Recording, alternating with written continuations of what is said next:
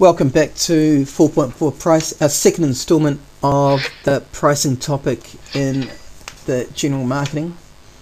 IBbusinessandmanagement.com for the IB Business and Management Diploma course.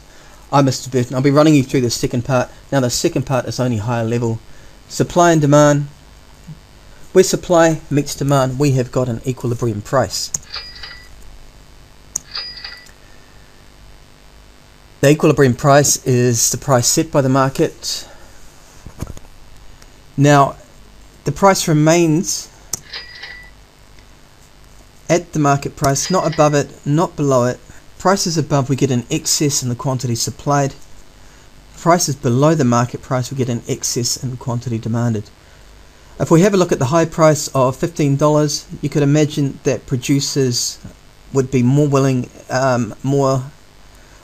to supply this product at the higher prices. Higher price goods more profitable, but at high prices consumers are not so willing and able to purchase the product anymore, and that makes sense. The higher the price, the less consumers are willing and able to buy of it. What happens, we get at the high price, we get an excess in quantity supplied. We get a lot of producers supplying the good. We don't get very many consumers wanting to purchase the good. There's an excess quantity supplied, or a surplus in the market. When we get a surplus, what tends to happen? Producers have excess stock on their hands. The only way they can get rid of it is to drop the price. And as they drop the price, more consumers come into the market. At lower prices, more consumers are willing and able to purchase the product. So the price tends to fall towards equilibrium. A similar situation when low price is tried to be set below market equilibrium, below where supply meets demand. What happens? We get an excess quantity demanded. At low prices, lots of consumers are willing and able to purchase a product, but at low prices, goods, services, products don't tend to be so profitable, so producers are less willing to supply the goods to market. What happens? We get an excess quantity demanded, or this could be termed a shortage. Demand is greater than supply. What happens when a market price is set below equilibrium and we do get the shortage? Consumers tend to bid up the price. Consumers want to get their hands on the good. How do they get their hands on the good? They need to outcompete the consumer next to them. They'll bid up the prices, and soon we'll have the price of a product restored to equilibrium. That's how it works. Supply and demand in 2 minutes. Okay, so we call this market forces. Market forces ensure that equilibrium price and equilibrium quantity is established. Price is high, we decrease prices to decrease excess stock, and if prices are too low, consumers will bid up price.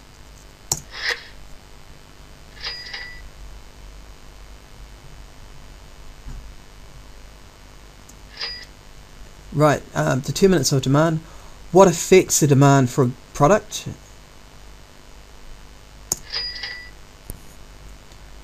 Consumer income, and this can be related to the state of the economy. The more a consumer earns, the more wealthy an economy is in general, the larger the demand for any good or service. Price of substitutes and complements. Substitutes are goods and services that are purchased instead of each other. So a classic example would be Pepsi and Coke. And an example here would be the price of Pepsi falling.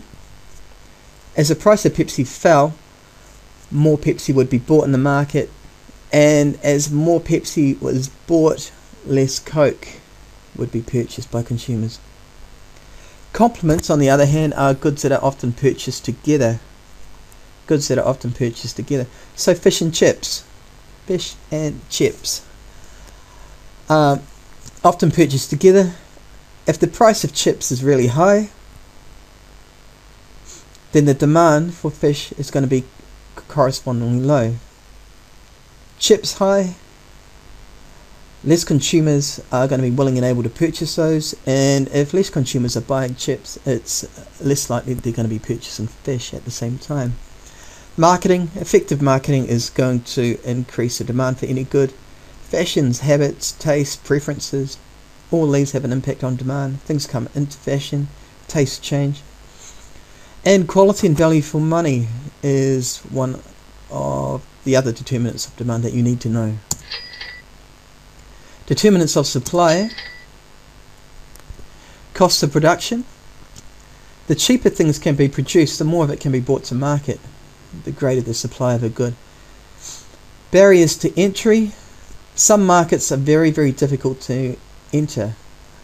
We can see that at the moment a little bit with the patent wars that are raging around cell phones and Android applications. With new technologies, you often have barriers to entry in the form of patents. Difficult for a newcomer to get into the market. A lot of research and development would have to be carried out to find a workaround the patent. Technology, production methods. If we can find a more efficient production method, perhaps through employing technology in the factory, in the workplace, then we can increase supply as well. Taxes and subsidies. We're not talking about income taxes here. Income taxes affect income, so they're a determinant of demand. But for example, goods and services taxes, value-added taxes, those taxes that are placed on goods and services. The higher these taxes, the lower the supply of the product. Subsidies is targeted money paid to a firm to produce a particular good. So for an example, medicine is often heavily subsidized by government, and the more the government is paying towards the cost of medicine, the higher the supply is going to be. Price of related goods. This is a very important one. If we are looking at an example, we could have a fisherman who has a chance to catch oysters, perhaps. So as the price of oysters went up, the fisherman would spend less time fishing and more time oystering. And if the price of oysters went down, the fisherman would spend less time oystering, more time fishing. So the price would be, the price of a related good is determining the supply of the other related good. Productivity. The more productive we get, the more output we can produce per man hour, the more likely the supply is to increase. And time. The more time we have to adjust our supply chains, adjust our supplying habits, what we're producing, the more time we have to increase supply or decrease supply.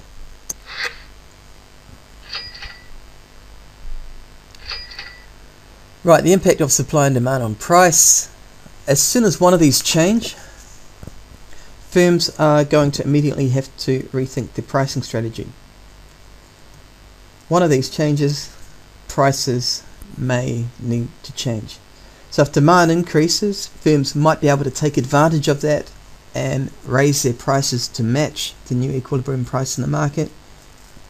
If a new competitor comes into the market and supply increases, the market price will fall and the firms will need to think whether they need to match the decrease in price.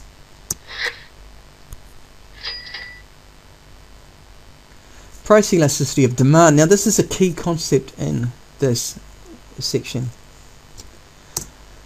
Let's have a look at the market for BK Whopper with cheese value meals.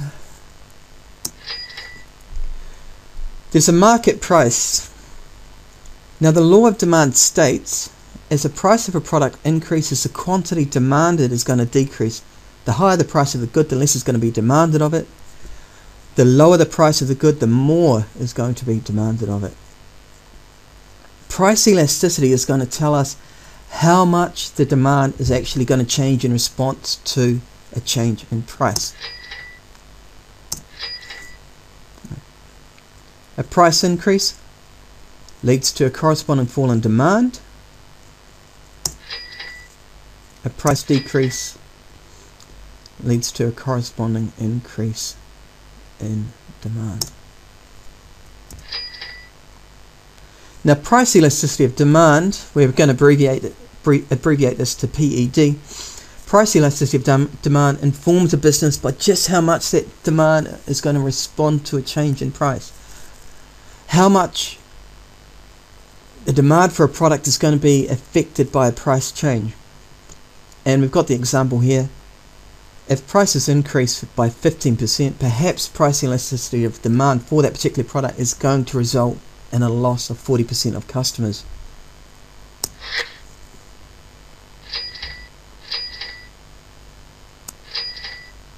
And here's your definition.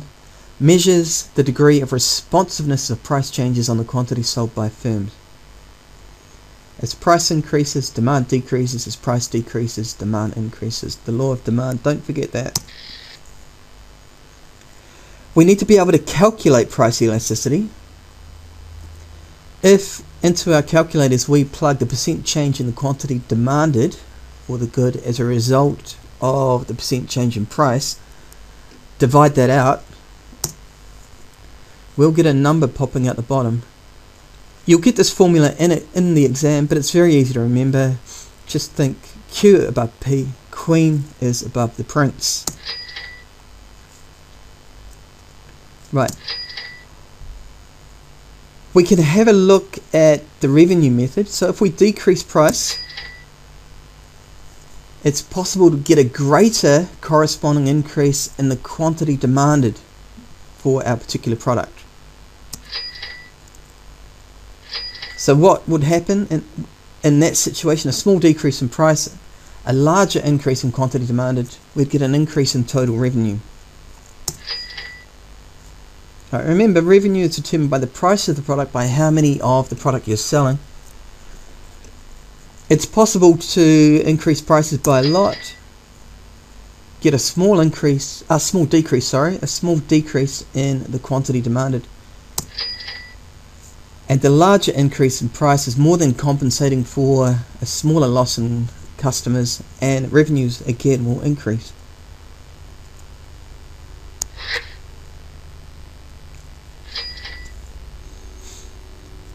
On the left hand side we have what we term elastic demand. You can see the demand curve is a lot flatter, and on the right hand side we have got inelastic demand, market for petrol. A very steep demand curve. Right. With elastic demand, a small price increase will lead to a much more than proportional decrease in quantity demanded. Right. The larger rectangle indicates the most revenue. So if we take the price, multiply it by the quantity, we've got the revenue, the total revenue. We can do that for both prices. The larger rectangle indicates the most revenue, the largest total revenue earned by the firm. In elastic demand, we can have quite a large price change and a proportionally less change in quantity demanded. So if we have a look at these two total revenue amounts, we can see with elastic demand, a price increase has led to quite a large loss in total revenue. You can see that the total revenue amount is clearly a lot smaller after the price rise than before it. That small change in price lost the business a lot of customers. Whereas in the market for petrol, total revenue earned before the price change, the first price times multiplied out by the first quantity in the market. Price change after, so we've got an increase in price and just a small proportional loss in customers there, and total revenue for the firm has increased. So increasing prices for elastic demand is a good move. Inelastic demand is a good move, and increasing prices when you are faced with elastic demand on the left hand side here is a bad move for the firm. So that would definitely be taken into account with the firm's pricing decision.